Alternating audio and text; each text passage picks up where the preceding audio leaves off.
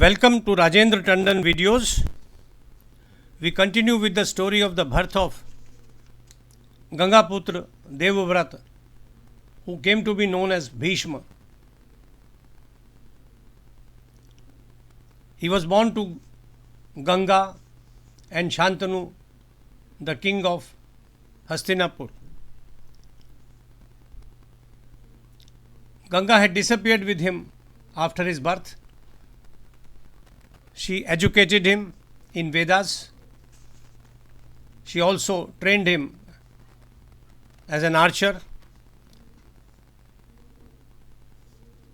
And then she brought the young prince to his father.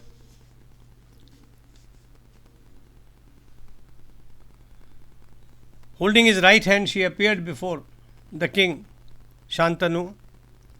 She was putting on celestial ornaments.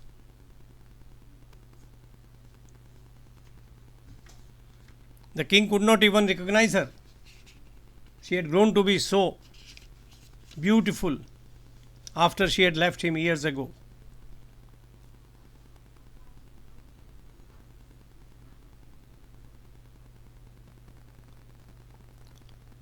Introducing the young prince, she told Shantanu, "O lion among men, this is your son. I have trained him to be a great archer. I have also educated him in Vedas. Now you take care of him. He is going to be your Yuvraj. He is as strong a warrior as Lord Indra. He is trained in the Niti of Shukracharya. He has studied Shastras. He knows a king's duties very well, and he has studied economics, Arthashastra.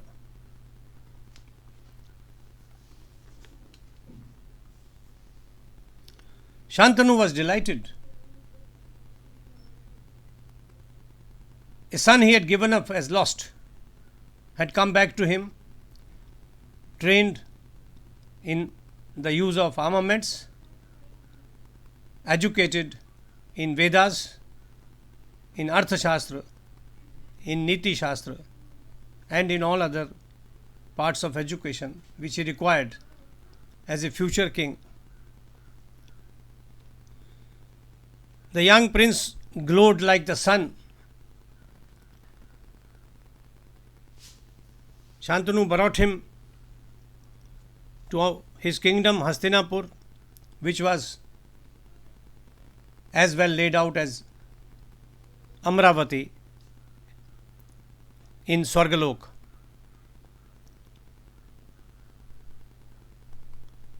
He declared him to be the future king in the presence of all the nobles of the kingdom.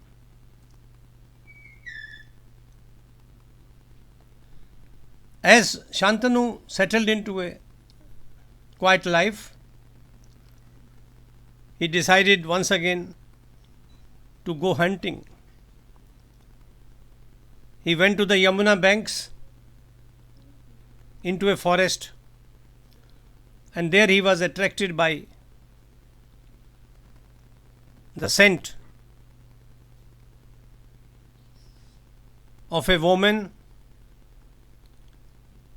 or of a plant or of trees.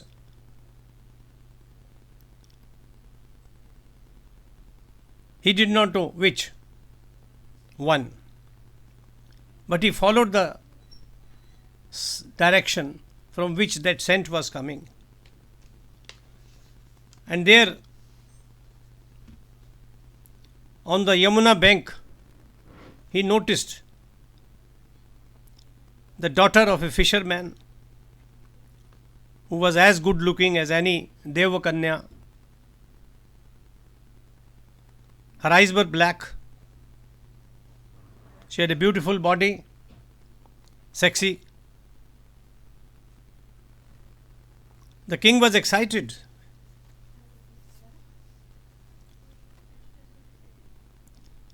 He stopped her in her tracks and asked her, "Whose daughter you are, O charming girl?" She replied, "Rajan, I know of you. You are the king. May God bless you. I am the daughter of Nishad, and I row a boat to earn my living with the permission of my father."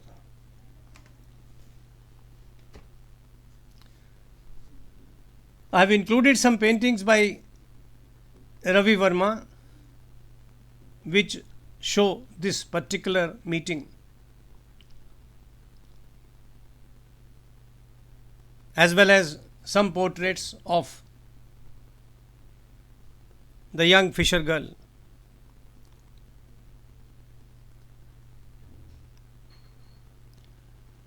Looking at her, the king desired to have a union with her. Her fragrance was intoxicating, her face was charming, her figure was captivating. The king went to her father. "I want to marry your daughter, sir."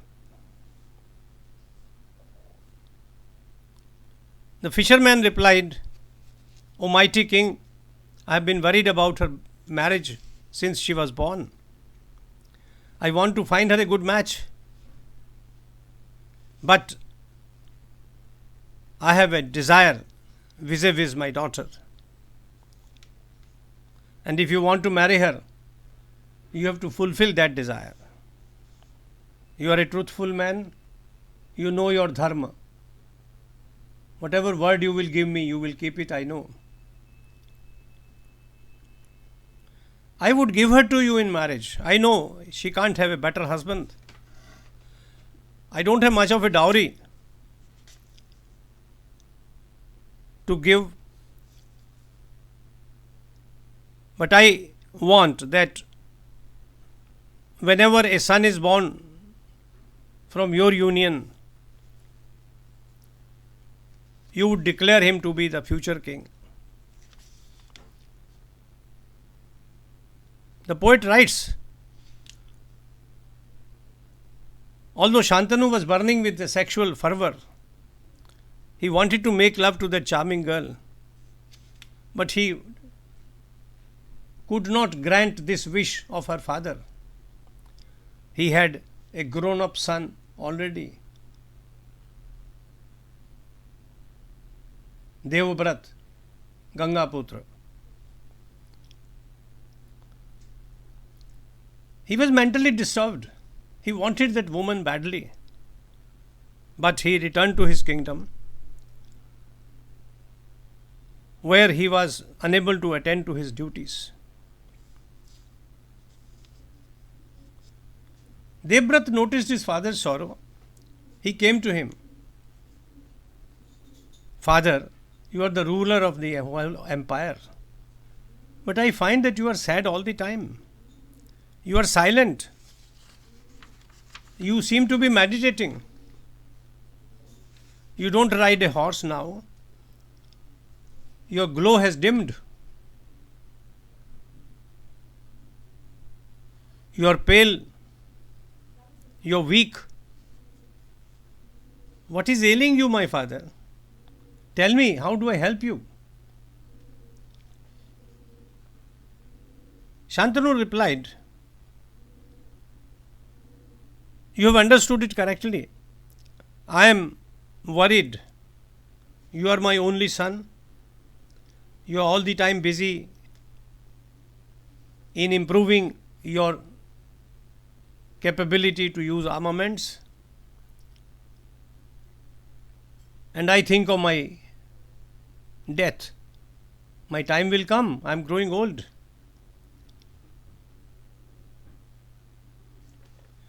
You are dear to me more than 100 sons.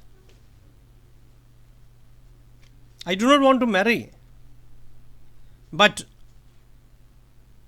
lest our dynasty comes to an end, I want to marry again.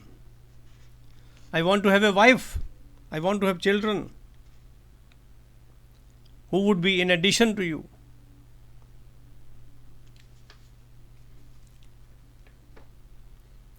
The learned say that having only one son is like having none. If an eye is lost, the body is lost. If the only son is lost, the dynasty is lost.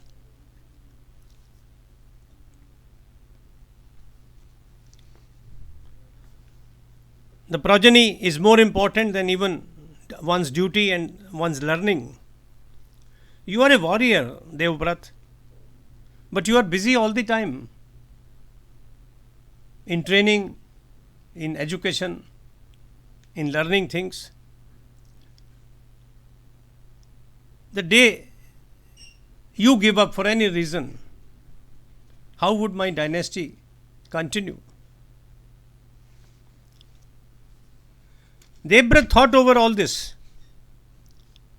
He found out that his father wanted to marry a particular girl, the fisher woman.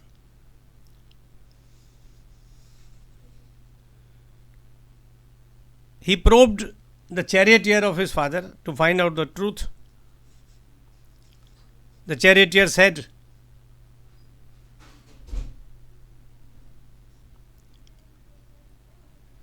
the king is inclined towards a fisher girl. He made an offer to marry her, but her father said that her child would be the future king, and unless this condition was met, he was not willing to give her away.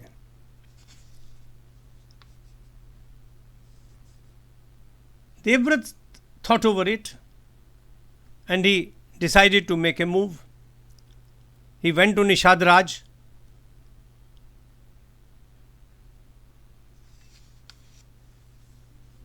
He was greeted well.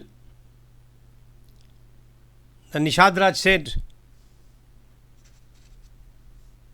"O Prince, I have asked only for one return for marrying my daughter to your father. That a son born by their union would be the future king."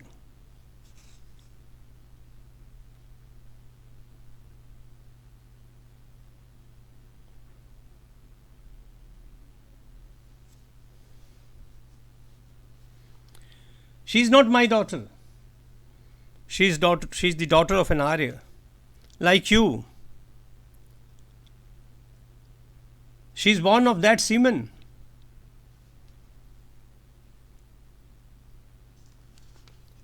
Her name is Satyavati, and only the pious Shantanu can marry her.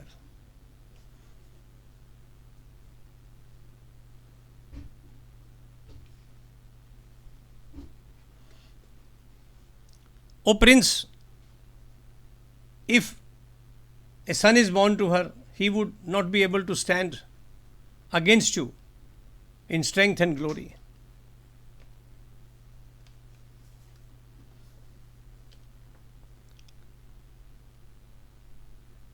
Gangaputra Devabrata listened to the Nishad Raj and replied,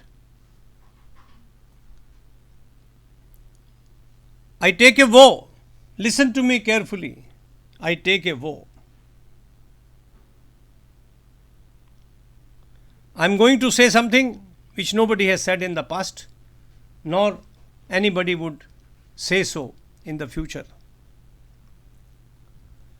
We'll do what you say. A child born from the womb of Satyavati and from the semen of my father would be the king."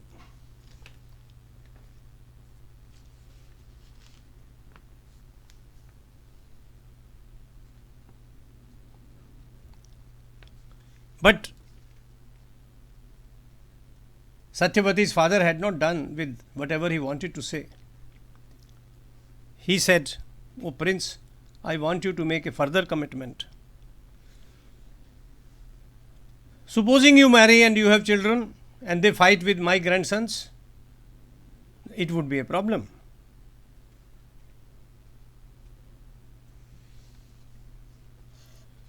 You made a great commitment, but that does not deal with this situation as I envisage it.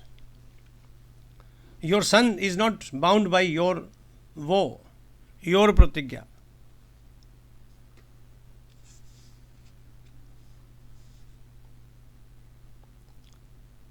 But Devabrata was not going to surrender easily. He loved his father and he was a man of determination.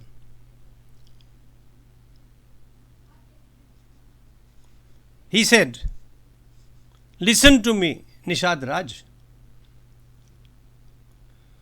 Let all the rishis, devatas, and the denizens of the heavens listen to me. There is nobody who can swear like me, who can vow like me, who has the strength of character and decision like me. I am declaring something which has never been declared. I told you that I will give up the kingdom, that your grandchildren will be the kings. Now, I declare that I shall stay celibate. I shall not marry all my life, so that no children are born to me. I know I would still be able to attain to the heavens, even in the absence of the sons. I vow that till I am alive, I would not procreate.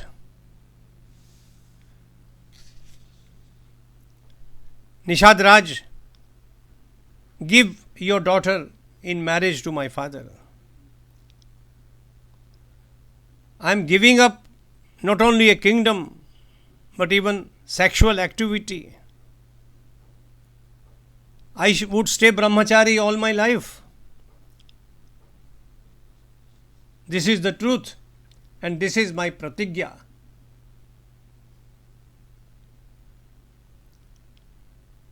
The Nishad Raj was shaken to the core.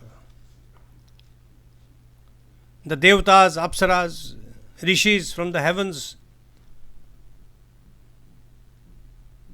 showered flowers over Bhishma. He came to be known as Bhishma because of the vow he had taken. Bhishma means terrible. Swear. Pratigya is vow. He came to be known as Bhishma.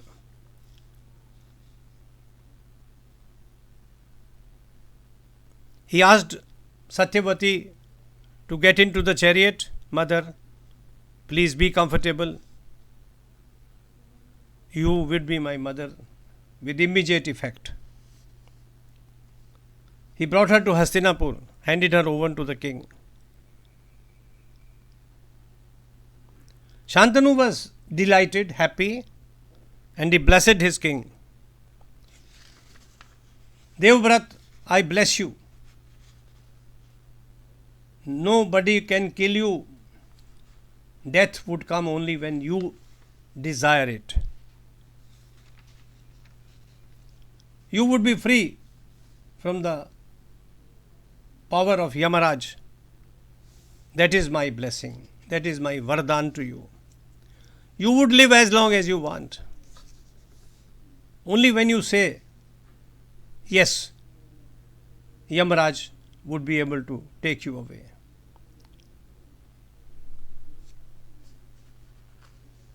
This is the story of Bhishma and of his pratigya.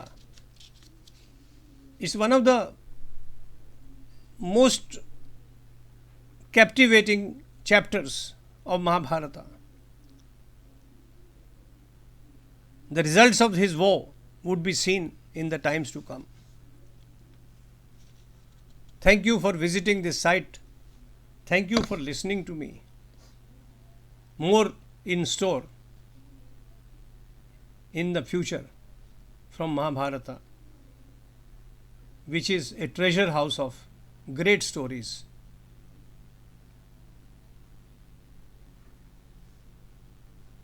Please keep on looking for Rajendra Tandon videos.